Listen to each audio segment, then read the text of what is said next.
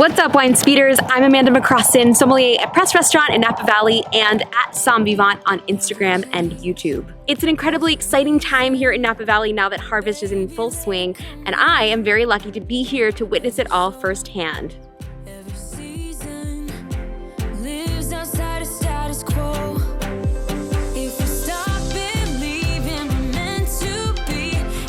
This year is particularly fun for me as I'm swapping out my sommelier title for winemaking and going to be making my very first wine here in Napa Valley. Even in these really early stages, I'm learning so much by doing it all firsthand. So I thought I'd take you guys along with me to show you the ins and outs of what happens behind the curtain. So here's a quick look at what happens in the first few moments of the winemaking process, starting with harvest. Harvest typically begins in the early mornings or even sometimes really late at night when the temperatures are cool and the grape's acidity is nice and high and the heat hasn't spiked the sugars yet. My harvest began in the wee hours of the morning with a few friends and, of course, a bottle of champagne out while I harvested my first half-ton of Nero d'Avola.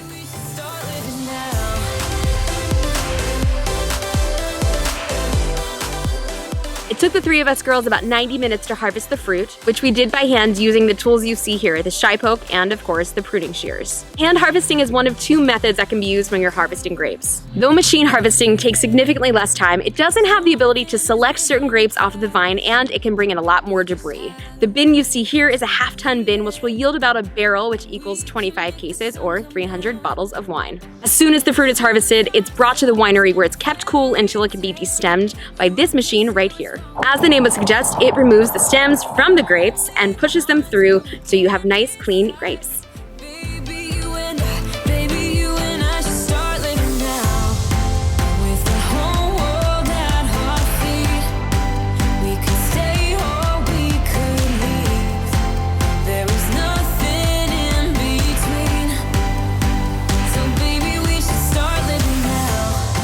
Though most fruit in the winemaking process will be destemmed, some winemakers might decide to actually leave them in and do what's called a whole cluster fermentation. This adds a little bit more tannin and spice and is commonly used in Pinot Noir. Grapes will then go through a sorting process, which can happen either by machine or by hand, to remove any remaining debris and potentially bad grapes. I hope you guys enjoyed this little sneak peek into the winemaking process here in Napa Valley. I'm Amanda McCrossin, and I hope to see you guys all again soon. Bye.